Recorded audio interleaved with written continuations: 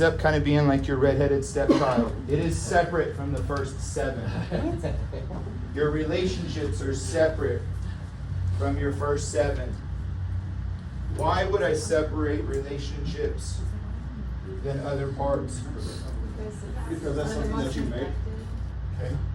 Yes. Neglected. Most neglected. What else? The most in our control. You can't Control it that comes to Keep going. It's Keep something, going. it takes somebody else to control, like the, It's the only one that actually can also be affected by someone else. Okay. Now, yes, your finances can. Other areas are affected by external things. But relationship is heavily about someone else. So when you start going through these questions, relationship's a big one. So there's a single section and you have a partner. So if you're single, you would do the single one. Don't do the partner one. Does that make sense? Yeah, I tried to make that simple. Cool? So on there, you notice that some of these questions, you could be answering the relationship questions, and then you realize that like your partner isn't actually doing the same thing you are. So you're kind of like hitting like a dead end. Does that make sense?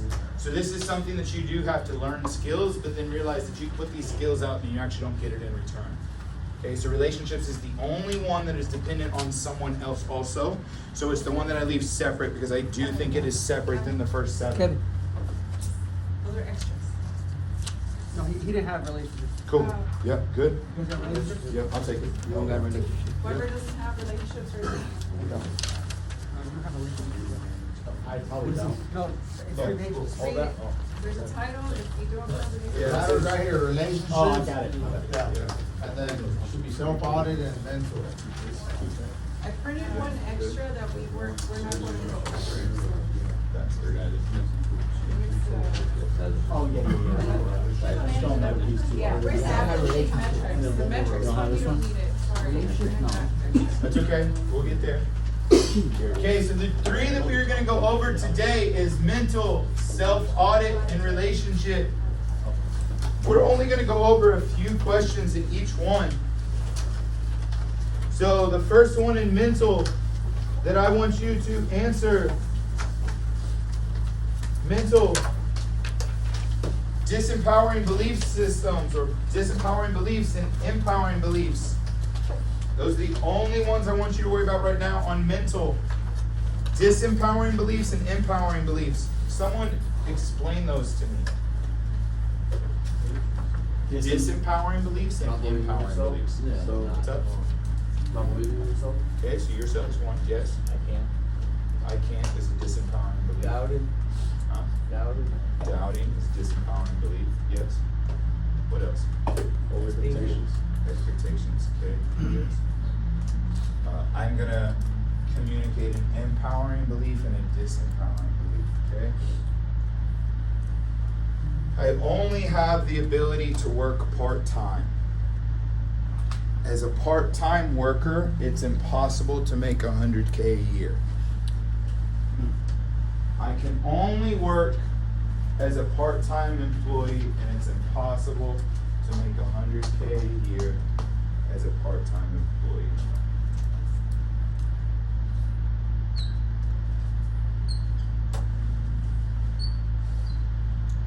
Is that a empowering or a disempowering belief system?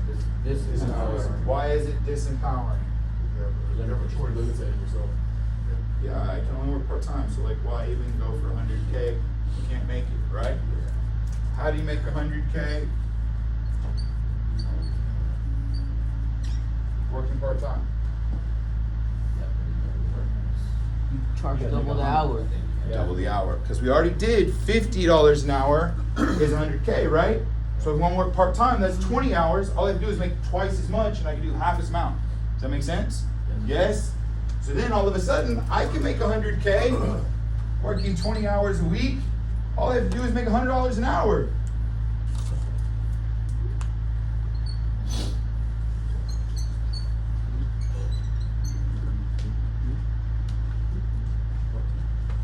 And what if that hour goes to $150 an hour? You win. What about $200 an hour? You winning more. You're super part-time.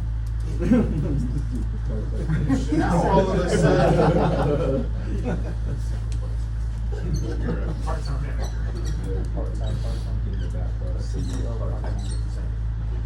If I work 10 hours a week and I make $200 an hour at 10 hours a week, I can still make $100K. Let's do that one more time, y'all. Let's do that one more time.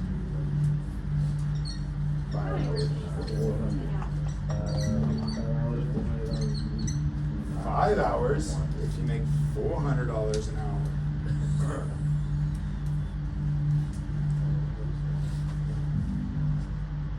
Okay? This training costed an amount. This training has a number of hours. Eric and I don't need to go over what we talked about, what we ended up doing to get here, but I want you to know is I am making more than $50, $100, and $150 an hour. So I have figured out how to stand up at the front of a room and spit enough value that all of a sudden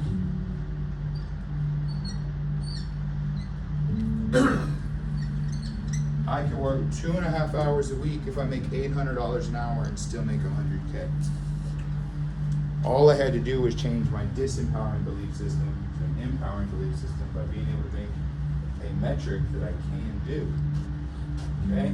How much do y'all make on a roof? Huh? 2 to 5. Give me the average. Don't give me the 3,000. Give me the average. 3,000. How long does it take for you to make 3K? That is a metric you can give me. So right now you might be able to say, I don't know, but I do want you to know I can figure out how long it takes you to sell the roof. So how long does it currently take you to sell the roof?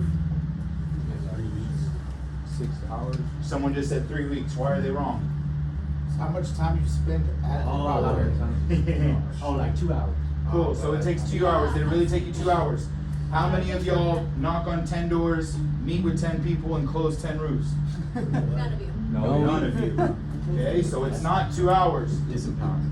So let's say it takes you, we're gonna walk through this, because I'm seeing you guys unable to kind of put this together. Let's do this. About 40 hours. Whoa, 40 hours for a roof, so the inspection, how much does the inspection last, how much does the adjustment? It's like, Exactly. Going on. 2 hours. No, but the moment that you actually get that deal signed, that's when you break down that mess. or are you counting how long it took you to get there? No, No? or do you? Do you No, count, do Okay, you let's talk count how about many that. doors you had to knock to get to that? I level? would. Yes. Yeah. Okay, so 10 doors. Let's do 5 minutes per door. Okay, so that's 50 minutes. It took you 10 doors to get one, so it took you 50 minutes to get one. Okay, are you gonna close that one? Maybe. Cool. You don't even know if you Yes, are or not. good. Let's do it 10 times. So it took you 50 minutes to get one yes. Okay, I'm good with that. I got no issue with that. How many yeses you want? 10. So how many times, how long does it take you to get 10? 500. 500 minutes, because it took you 50 minutes to get one, yes?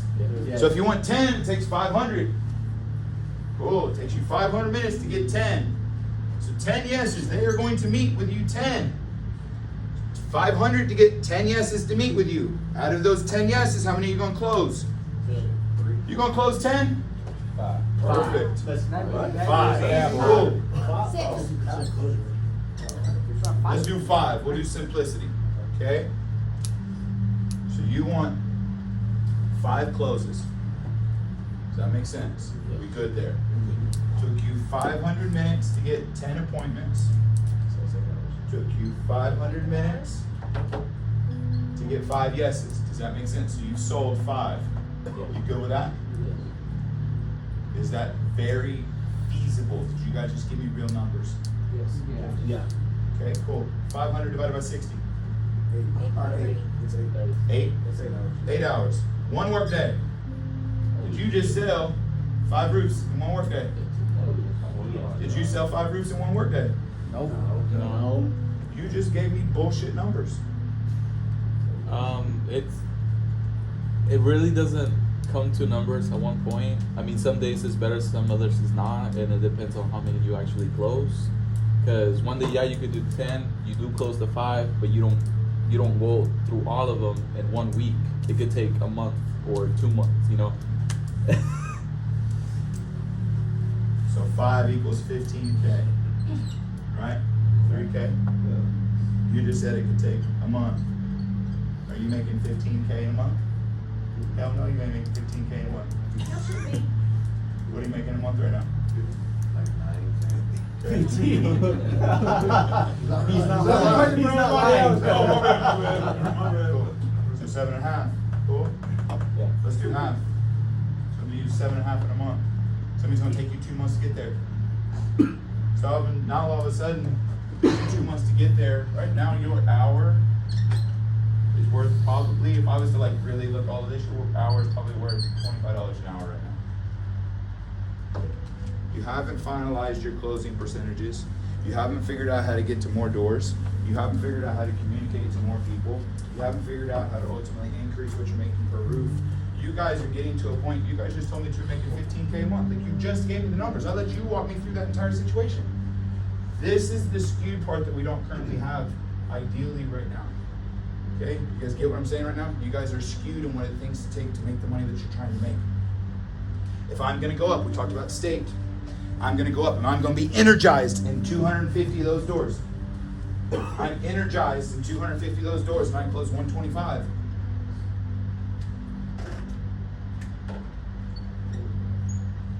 And I'm shitty energy state and I sell 25 of them. It takes 5 times longer if you are in a shitty state to do it. You guys get where I'm getting here? Picking up what I'm putting down? Yes? So why did I bring up disempowering and empowering belief systems? Because if you will change your belief systems, you are going to be able to change how much you make per hour, which is going to increase your ultimate time and how much you're going to take per year. Disempowering and empowering belief systems change your income because it changes your closing percentage. It changes how much time you're spending to close a roof. It takes how long time. The whole like service part, once they sign on to do it, your job's done. You're done.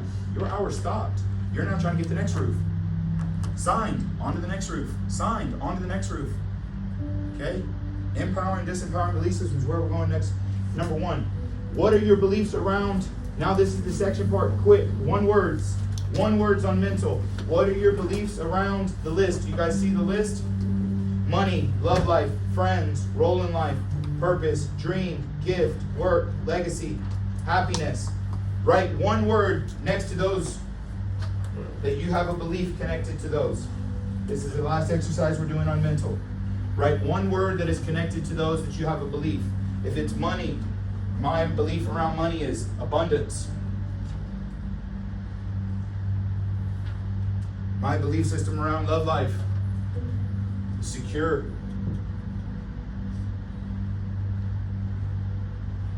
One word.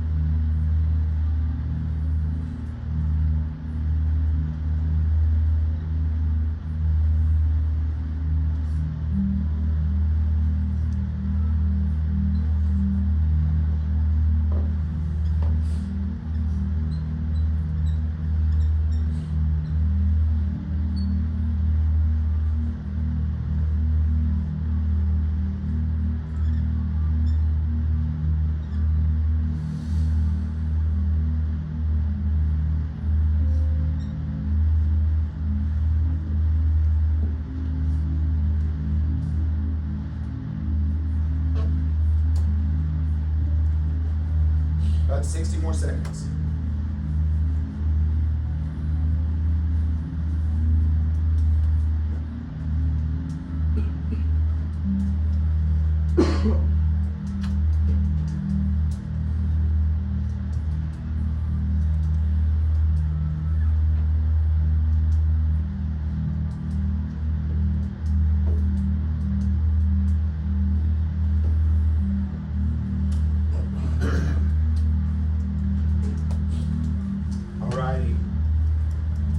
let's get some belief systems. What is a belief system around money? Motivation. Unlimited. What are some belief systems around your purpose? Thankful. Huh? Thankful. Impactful purpose. Yes. What else? Create desire. What about what is your gift? Beliefs around your gift. Big imagination. Yeah. Yes. These are the things that I want you to start changing if you want to make an impact in your life. So right now, you guys probably all wrote some like warm and fuzzy words, which I dig it. Like we're in a warm and fuzzy state right now. But if you were really honest with yourself, you probably have a little over half of your beliefs around all of those things are disempowering. If you're really honest with yourself, most of them are, about half of them are probably disempowering. So you can make one switch of a belief system and you can make a huge impact in your life from the mental side of things. This is a very simple breakdown. I carry 3 notebooks. So I carry 2 notebooks like this, and then I have a little handheld notebook. It's like small like this, okay? I have 3 that I keep with me at all times. I write with them in all parts of my day. One of them has multicolored writing, one of them has black and blue writing, and the other one is kind of like my thought vomit journal. So I write a lot of my thoughts down. Does that make sense? Yeah? So I will actually write moments where like something will happen and I'll experience like, oh shit, there was a disempowering belief system. Or, oh, there was an empowering belief system. Or, oh, that was a good connection that I could probably lead to business. Oh, that's my little black book. Oh, that one's gonna lead somewhere. That was a social media post. I end up writing all of my networks or thoughts or connections around all day long. And I'm able to ultimately build somewhat of a clear expectation of how I build my money, okay? So if I interact with everybody and everyone is a possible interaction from a business standpoint, that's what you guys are doing. Everyone lives in a home who has a roof, yes? So technically every conversation can be some form of fashion. You can be the roof person that they're reaching out to, okay? So to close, I do about 10 posts a week right now. Some form or fashion, I do about 10 posts a week. I make 1 close per week. Okay, so it takes me 10 posts to make 1 close. Do you guys see that? We go with that? I make about 15 new interactions every week. So in that book or on social media, or if you go through my messages, Kimba actually told me that she'd actually go through like old messages at one time and just like send, like, hey, I'm doing Invest in Mexico. Like, what do you think? And she'll like go through old messages and just constantly be working it. I do 15 of talking to somebody new a week. So 15 new interactions give me 1 close. So I'm about 10 posts a week. I'm about 15 interactions a week. And half of those are going to be business driven and half of them are going to be pleasure driven. Okay, so if I'm talking with people, I meet 10, 5 of them are going to be around business that I could probably bring up business, and 5 of them are going to be around personal or pleasure. The pleasure don't include time that's going to my business, but it does include time for my hour, right? Because like if I'm not talking about business, but it still costs me an hour, that hour goes into my business expenditure. Does that make sense? So it took me 2 hours to get 1 close. Yes, 1 personal, 1 business to get it. Cool, we good on that? Okay, so that's the way my breakdown is in posts and interactions per week. If you were going to purchase me, you are going to purchase about $250 an hour, or I have currently made up to $12K a week. So a place has hired me for a week to come in and speak an entire week for 40 hours. I made $12K. Someone do that math. What is $12,000 divided by 40? 2,000. Do math. We do calculators. 300. So I interact right now currently between $250 and $300 an hour. So I know if I'm going to do 1 close a week, I'm going to move from about $250 to $300 an hour. If I'm focused on growing business, awesome. But if I'm forever focused on business, I will forever have what I currently have, meaning $250 to $300. This is where you and I start having, where you and I were talking like I just want to cover my bills. Yes. When we start making more, do we usually save it or do we end up spending what we make? Cool. So if you end up doing better, you're always at that point of like hitting threshold. Does that make sense? So even if you take that 250 or 300 to like 600, you still hit that threshold of you living your lifestyle up to your 600 an hour. That's where you get to a point where you're constantly in this scenario of like, as long as I have my bills. But if I stop my bills and my bills don't continue to increase, and then I increase my hour or my make per hour, all of a sudden the lifestyle, savings, investments, those types of things start going up. Yes? When we get to financial SOP, I'll start asking you guys, what is your savings? What is your investments? What type of, things are you making outside of the hours that you're spending per hour? This is what I make per hour. I have a group of coaches and other people doing business for me right now that make me about $5K a month and cost me about 25 hours. Okay, so I spend about 25 hours a month and that makes me $5K a month. What is that? 5,000 divided by 25. 5,000 divided by 25. 200. 200. So now, my time is worth $250 an hour, and my coaches are worth $200 an hour. So now do you guys see how I didn't increase work, but I increased hour money per hour? Do you guys see that? Yeah. Yes? You guys get what I'm doing here? Yeah? As a manager, which one are you looking at? Looking at the what you got is branching out. Yes. Multiplying yourself. Yes. So now as a manager, one of your guys makes $100 an hour. One of your guy makes $600 an hour. Who are you spending more time with? $100 an hour because you want him to get to 600. Your 600 dude's already doing 600. Great job. Just love on him. He should also probably start spending some time with the $100 dude. Start increasing his dollar per hour. Because obviously your $600 dude's doing something that the $100 dude isn't doing but can teach. Does that make sense? We're spending the same amount of time, but your $100 an hour dude's not doing what your $600 an hour is. Why? Is it social media? We'll talk about that. Is it leadership? Is it somewhere in the state that he's knocking on doors isn't what we need? Is his communication terrible? This is bad. So now we get balance. We know where we put focus. Does that make sense? I have a 1x1, x10. I'm going to spend a 10% of time that I'm going to do my cheap stuff, and my big ticket I'm going to spend all my time on.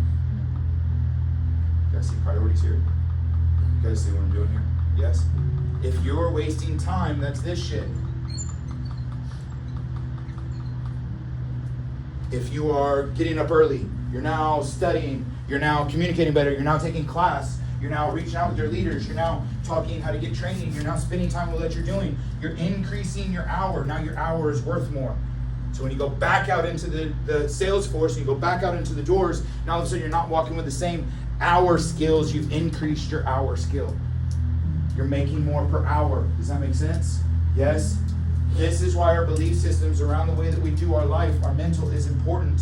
You change your hour. You change how much you're making, okay? We're going to stop at mental. Next one we're going to go is self-audit. This is very important. Go to your self-audit page.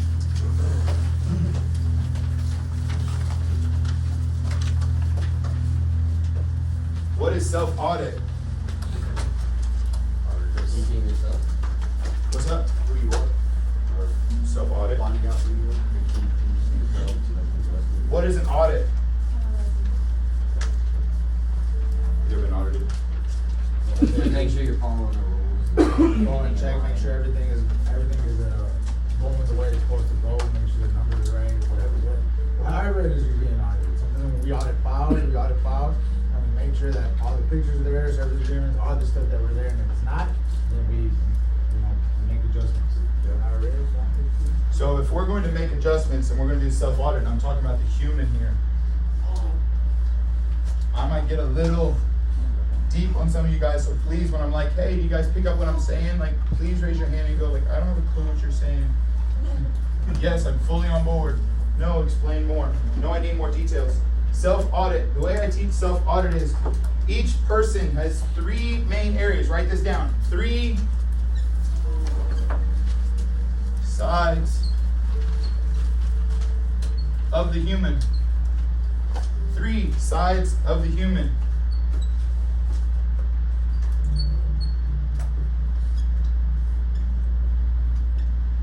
You have your soul. You have your ego, and you have your physical body. Self-audit. You have your ego. You have your soul, and you have your physical body. Someone tell me what your soul is. Who you are. Yeah. Yeah. Like the thing that's in all of us. Yeah? Yeah. Magical piece of universal energy. Good. Soul. That's the thing inside of us that we're all born with, yes? That beautiful little baby over there is running with the same thing we are. She's not able to fully understand life like we are, but she has the same thing. That's in all of us. That does not change. That is the purest version of us. Your ego, what is your ego? Your personality. It's all the like the gossip and the shit talking and the voice in your head that like your self-talk isn't great or you're needing to perform for someone else. All that's your Right. ego stuff. Yeah, all that's like the icky stuff. Yeah, does that make sense? Yes, and then your physical body is all the stuff that we feel in our body. You guys know what I mean by a trigger? What's a trigger? Something that sets you off. Sets you off. Yeah, that like your hair sticks up, you get like goosebumps, like your hair back of your head, start breathing all crazy, like my eyes get crazy and shit. It's my physical body, yeah? Cool. So we all have those three, yes? We are all running our day out of those three. If I was to give you a percentage in human form, and I'm not asking whether you are religious or not, so do not bring this up from a religion standpoint, from a human standpoint. If we are on 0% and 100%, I'm talking soul, who in our education do we know was 100% soul? My dude Jesus? Yeah, cool. So imagine Jesus, God, is 100% soul. Yeah, the opposite, yin and yang, we would go like Satan or the devil would be 0% soul and 100% ego. Do you guys get that? Yes? So we're kind of good, bad, yin yang there. Cool? We can't run at 100% soul, but we can interact in day to day in our soul space. Our soul space is the loving part. Like the baby comes in and all of us are like, oh. That's all of our soul speaking. Yeah. That lady that like really needs help and you're trying to get her new roof, and so she's got insurance, you're really trying to help her out, like, man, that's your soul speaking, yes? You knock on the door and that person pops off at you and you like walk off and you just like cuss. That's your ego. You guys know what I'm talking about? Yeah. So as in self-auditing, it is our ability to ask ourselves which one or how often am I running in all of those?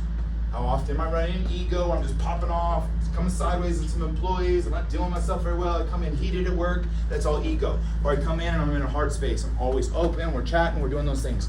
Your self-audit is, I want you to write a percentage right now, how much of your percentage day to day do you think you are running in soul or ego? So soul, how much of your day are you running in soul, and how much of your day are you running in ego right now? That's ego as a husband, ego as a dad, ego as a father, as a son, as a parent, as a husband, as a wife.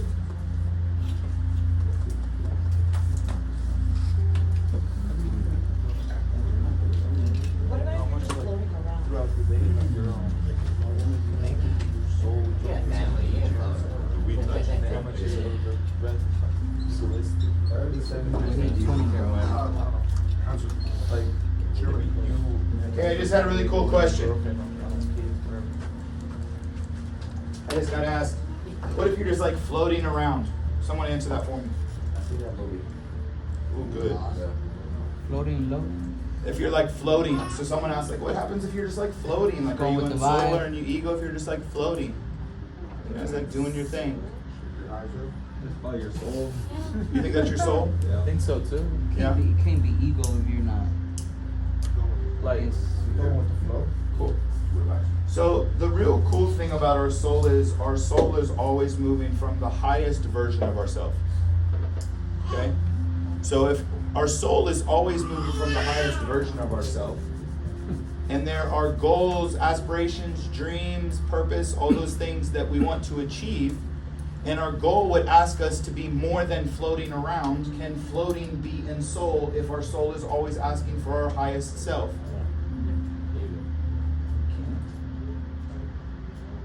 Now rest is different. Resting and floating is different. If you're resting, it's because your highest self recognizes that you're tired, and to be able to perform at the highest, you need to rest. So you intentionally rest. Is scrolling on your phone resting? No. See what we're doing here? That's floating. Yes. So resting is this intentionality of, if you're floating, you're not ready to perform, so you need to rest. But if you're floating, you're in the middle, you're doing neither. We're not recharging and we're not losing. We're just existing. That's not our highest self. Our soul requires our highest self at all times. Someone coming up to you sideways, do you act sideways or do you act correct? You act correct. Your soul asks you to always act correct. It's not they're coming at you, it has nothing to do with you. That's what they're dealing with. So right now in our self-auditing process, if we cannot go, I am a 62% soul, 20% ego, and 18% physical. And what I mean by physical, I had some physical abuse in my past. So there used to be times where someone would touch me in an area and it would send me to old abuse things, and I would act in a triggered state. That was a physical response. My soul wasn't acting, my ego wasn't acting, my physical response due to old abuse caused me to do something. Does that make sense? That's physical. And that's my balance of my day. For us to be able to get to a point where we are starting to see goals, dreams, aspirations show up, progress, all that stuff, we want to lean into our day as spending more time in soul, less time in ego and physical. Does that make sense? So our self-auditing process. This is number 1. Number 2. Pain and pleasure. What are these two words in humans? Pain or pleasure? Psychology says that the human is intelligently stupid. We are only ever running towards pleasure, or we are only ever running away from pain. Does that make sense? Yes.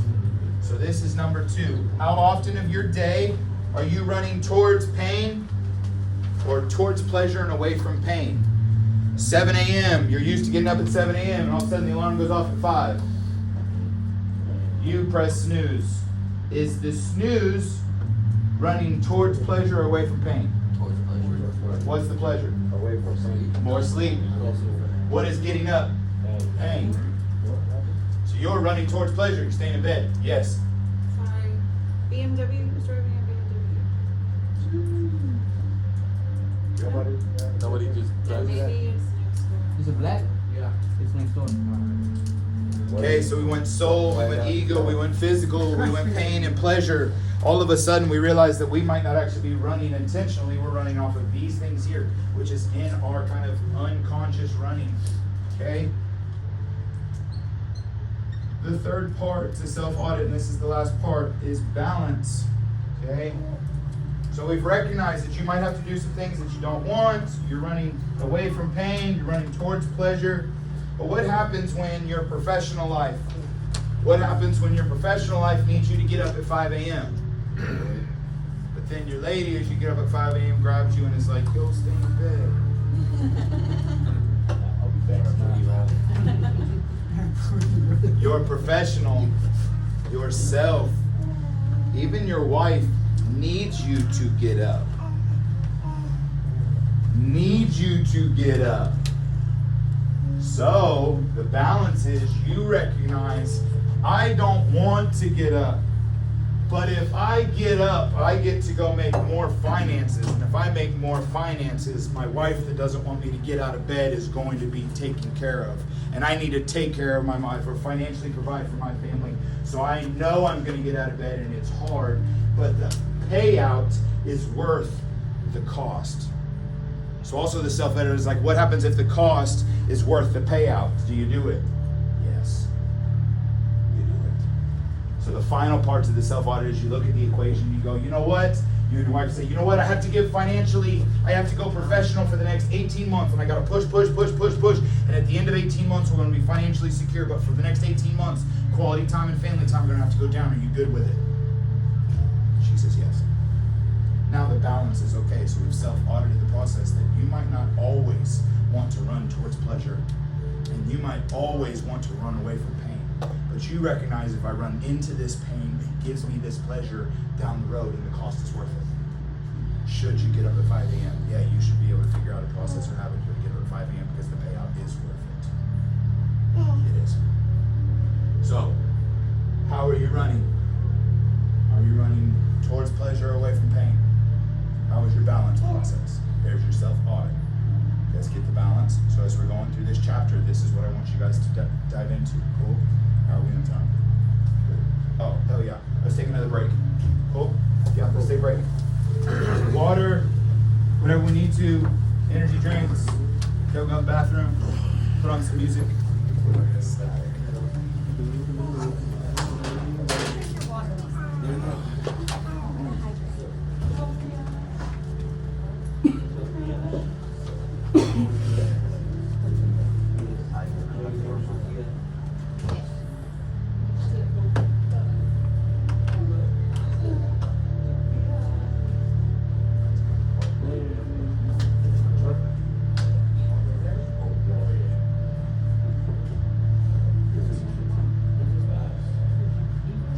Just on that